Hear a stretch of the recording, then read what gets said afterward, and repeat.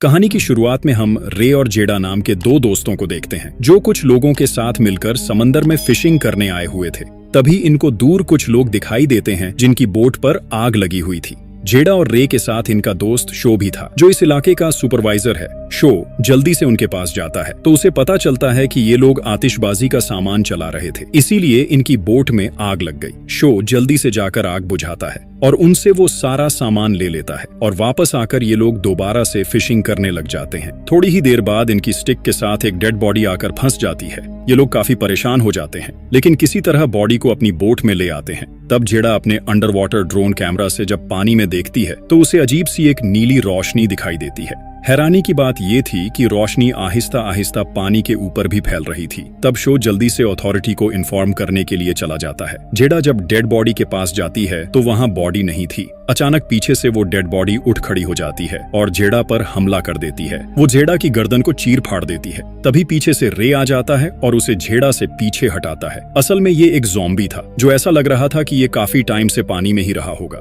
Zombie अब रे पर भी हमला करने के लिए उसकी तरफ बढ़ता है। तब रे बहुत ज्यादा डर जाता है लेकिन पीछे से शो आकर ज़ॉम्बी पर चाकू से वार करता है। शो को लगता है कि शायद ज़ॉम्बी मर चुका होगा, इसीलिए ये दोनों जेडा की मदद करने के लिए चले जाते हैं। लेकिन वो ज़ॉम्बी मरा नहीं था और पीछे से आकर दोबारा इन पर हमला करने की कोशिश करता है। तब ये दोनों मिलकर ज़ॉम्बी को पानी में गिरा देते हैं। अब सीन कट होता है और हम शो की वाइफ जूली को देखते हैं। जूली एक डॉक्टर है, इसीलिए जूली को शो की कॉल आती है। शो जूली को जेडा के बारे में बताता है कि उसकी हालत ठीक नहीं है, इसीलिए तुम्हें जल्दी यहाँ आना होगा। ये सुनकर जूली फौरन वहाँ जाने के लिए निकल जाती है। जेडा की हालत अब और भी ज्यादा खराब हो चुकी थी, इसीलिए जूली कहती है कि हमें इसे जल्दी हॉस्पिटलाइज करना होगा, क्योंकि फिलहाल तो जूली को भी समझ नहीं आ रहा था कि जेडा के साथ हुआ क्या है। रे भी जेडा के साथ ही चला जाता है, जबकि शो यहीं इस सारी सूरत हाल को देखने के लिए रुक जाता है कि आखिर यहाँ चल क्या रहा है। इसके बाद शो पुलिस ऑफिसर से मिलता है और उसे सारी बात बता देता है। तब ये दोनों उस जगह को देखने के लिए चले जाते हैं। पुलिस ऑफिसर का नाम केमू है।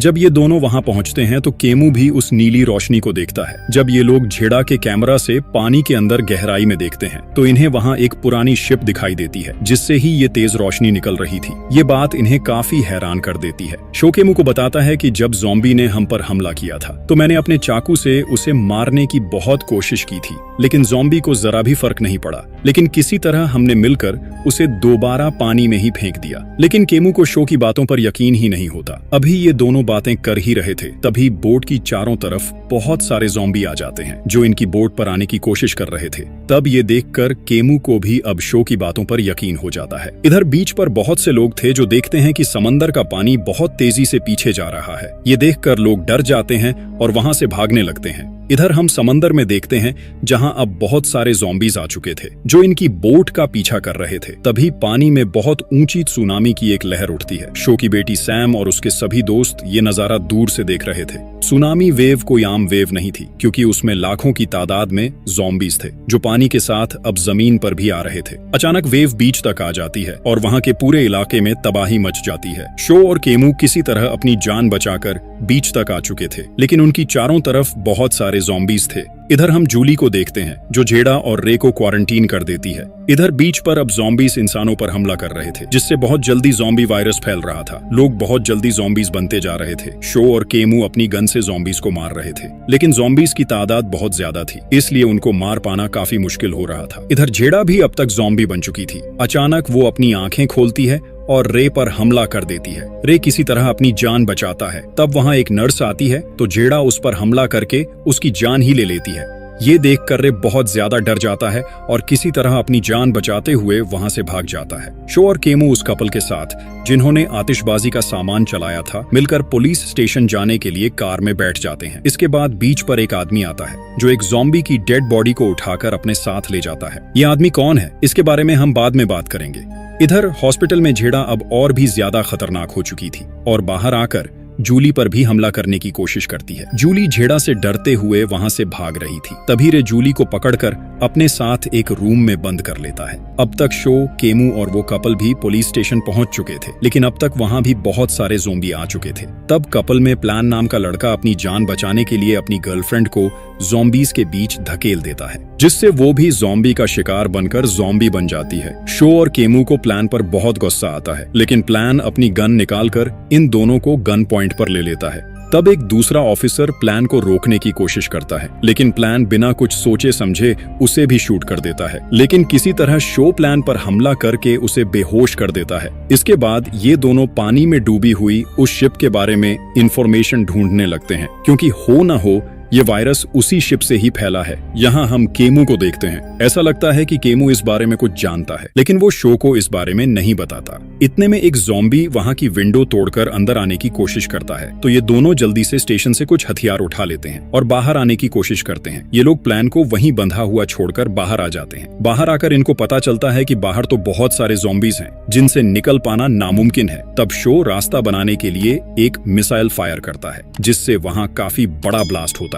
बहुत सारे ज़ॉम्बीज मारे जाते हैं, लेकिन अभी भी ज़ॉम्बीज कम नहीं हुए थे। एक और मुश्किल वाली बात ये थी कि समंदर से एक और बहुत भारी लहर अब जमीन की तरफ आ रही थी, जिसमें अब और भी बहुत सारे ज़ॉम्बीज जमीन पर आ जाएंगे। तब शो के मुंह से कहता है कि मुझे अपनी बेटी सैम को भी बचाना है। इधर हम सैम को देखते हैं जो अपने बॉयफ्रेंड के साथ एक मॉल में आ चुकी थी, लेकिन इनकी तरफ भी बहुत सारे ज़ॉम्बीज थे, इसलिए ये दोनों एक कार में जाकर छुप जाते हैं। लेकिन जिसकी ये कार थी, ज़ॉम्बीज उसे पकड़कर मार देते हैं। अब ज़ॉम्बीज ने इनको घेर लिया था, लेकिन इनकी कार भी स्टार्ट नहीं हो रही थी। तब सैम का बॉयफ्रेंड ज़ॉम्बीज का ध्यान अपनी तरफ करने के लिए कार की छत पर जाकर गिटार बजाने लगता है। इतने में शो और केमू भी वहां आ जाते हैं। तब केमू इनकी कार के पास वाले ज़ॉम्बीज को मारता है और किसी तरह बाकी ज़ॉम्बीज से बचते हुए सैम अपने डैड शो के पास आ जाती है। लेकिन सैम के बॉयफ्रेंड को ज़ॉम्बीज पकड़ लेते हैं और उसे चीर फाड़ देते हैं। सैम ये देखकर अंदर से टूट जाती है, लेकिन ये लोग कुछ कर भी नहीं सकते थे। खैर, इसके बाद ये लोग जूली को बचाने के लिए हॉस्पिटल जाने लगते हैं,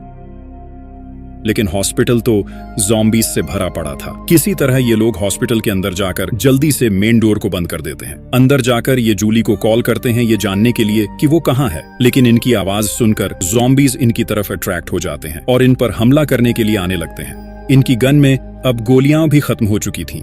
हॉस्पिटल में बहुत तबाही हुई थी, इसीलिए वहां इलेक्ट्रिसिटी की एक खुली वायर पड़ी हुई थी। तब शो वायर उठाकर ज़ॉम्बीज को करंट लगा देता है, जिससे ज़ॉम्बीज मरकर नीचे गिरने लगते हैं। तब शो समझ जाता है कि ज़ॉम्बीज को करंट लगाकर मारा जा सकता है, क्योंकि वैसे तो ज़ॉम्बीज किसी सूरत नहीं मर रहे थे। अब इनकी आवाज सुनकर जूली और रे भी रूम से बाहर आ जाते हैं और अब फाइनली शो को उसकी पूरी फैमिली मिल चुकी थी। इसके बाद ये लोग केमू की बेटी तानी को ढूंढने के लिए वहां से चल जाते हैं। इधर हम तानी को देखते हैं, जिसके पीछे भी ज़ॉम्बीज लगे हुए थे। तानी भागती हुई एक बड़े से घर तक पहुंचती है, जहां का ओनर चेक करने के बाद तानी को अंदर आने की परमिशन दे देता है। इस घर का ओनर वही आदमी था जिसने मूवी की शुरुआत में ज़ॉम्बी को उठाकर घर लाया था। इस आदमी का नाम मार्टी है, जिसने उस ज़ॉम्बी को अभी तक बांधा हुआ था। तानी मार्टी से वॉकी टॉकी लेकर अपने डैड से कांटेक्ट करती है, जो कि शो और उसकी फैमिली के साथ मिलकर उसी को ढूंढ रहे थे। इसके बाद ये लोग भी वहीं आ जाते हैं। तब केमू को भी उसकी बेटी मिल जाती है, जिससे मिलकर वो बहुत खुश था। इसके बाद ये लोग अंदर चले जाते हैं। अंदर जाकर केमू को उस ज़ॉम्बी की गुर्राने की आवाज सुनाई देती है। जब वो देखने के लिए जाता है तो ज़ॉम्बी अचानक से केमू के हाथ पर हमला कर देता है। केमू की आवाज सुनकर बाकी सभी भी वहां आ जाते हैं। ज़ॉम्बी उन पर भी हमला करने की कोशिश करता है, लेकिन मार्टी खुद ही उसे करंट लगाकर बेहोश कर देता है। मार्टी भी एक डॉक्टर है और वो इन ज़ॉम्बीज की कमजोरी ढूंढने के लिए इन पर एक्सपेरिमेंट कर रहा था। मार्टी बताता है कि ज़ॉम्बी को करंट लगाकर बेहोश भी किया जा सकता है और मारा भी जा सकता है। ये सभी लोग मिलकर एक प्लान बनाते हैं, जहां ये लोग ज़ॉम्बीज को पानी में लाकर हाई वोल्टेज करंट देकर मारने वाले थे। साथ ही ये लोग उस शिप को भी ब्लास्ट करने वाले थे, जो इन ज़ॉम्बीज का मेन सोर्स है। इसीलिए ये लोग मिलकर अब वहां जाने लगते हैं। लेकिन केमू कहता है कि मैं अब ज्यादा आगे नहीं जा सकता, क्योंकि अब कुछ ही टाइम में वो भी एक ज़ॉम्बी बन जाएगा। ज़ॉम्बी बनने से पहले केमू सभी को एक सीक्रेट बताता है कि एक मल्टीनेशनल कंपनी एक एंटी सीरम बना रही थी। इसी एक्सपेरिमेंट को चेक करने के लिए उन्होंने उस शिप पर बहुत सारे लोगों पर एक्सपेरिमेंट्स किए। सीरम सही तरह से तैयार ना होने की वजह से ये सीरम एक इन्फेक्शन बन गया, जिससे इन्फेक्ट होकर अब लोग ज़ॉम्बीज बनते जा रहे हैं। अभी ये लोग बातें कर ही रहे थे, तभी वहां पर भी बहुत सारे ज़ॉम्बीज आने लगते हैं। तब केमू इन सभी को वहां से भेजकर खुद को एक बॉम्ब से ब्लास्ट कर लेता है, जिसमें बहुत सारे ज़ॉम्बीज मारे जाते हैं। इसके बाद ये लोग शिप में आते हैं और 2 टीम्स में बंट जाते हैं, जिसमें मार्टी और तानी को मिलकर उस शिप को ब्लास्ट करना था, जबकि शो, जूली और सैम के साथ मिलकर ज़ॉम्बीज को मारने में लग जाते हैं। ये लोग बीच के पास वाले ग्रेड स्टेशन में जाते हैं, जहां से हाई वोल्टेज की वायर्स के साथ ये लोग बीच के पास वाले एक पूल में करंट छोड़ देते हैं। इनका सिस्टम ठीक से काम भी कर रहा था, लेकिन अब इन्हें ज़ॉम्बीज को पूल तक लाना था। शो तेज म्यूजिक से ज़ॉम्बीज को अपनी तरफ अट्रैक्ट करके अब पूल तक लाने लगता है। इधर हम मार्टी और तानी को देखते हैं। जब ये दोनों शिप में बॉम्ब लगाने जाते हैं तो एक ज़ॉम्बी मार्टी को पकड़ लेता है और उसे मार देता है। इधर शो की गाड़ी का टायर मिट्टी में फंस जाता है और इतने में ही एक ज़ॉम्बी उसके सामने आ जाता है। शो उससे फाइट करने लगता है, जबकि जूली वहां आकर गाड़ी को मिट्टी से बाहर निकालकर पूल की तरफ ले जाने लगती है। ज़ॉम्बीज भी म्यूजिक को फॉलो करते हुए पूल तक आ जाते हैं। शो किसी तरह ज़ॉम्बी को स्टेप करके उसे पीछे करता है और सैम को जल्दी से स्विच ऑन करने को कहता है। सैम स्विच ऑन करने की कोशिश करती है, लेकिन स्विच में कोई प्रॉब्लम आ चुका था। इधर रे और तानी की बोट भी ज़ॉम्बीज के बीच फंस चुकी थी। रे तानी को वहां से जाने को कहता है, लेकिन तानी रे को छोड़कर वहां से नहीं जाना चाहती थी, लेकिन रे उसे समझाकर वहां से किसी तरह भेज देता है। इधर अब तक वो ज़ॉम्बी दोबारा से उठ गया था, लेकिन इस बार शो ज़ॉम्बी की गर्दन को उसकी बॉडी से अलग कर देता है। इधर सैम भी कोशिश करके स्विच ऑन कर देती है, जिससे पूरे पूल में करंट फैल जाता है, जिससे ज़ॉम्बीज हाई वोल्टेज करंट की वजह से मारे जाते हैं। इधर रे किसी वजनदार चीज के साथ बॉम्ब को पानी में फेंकता है।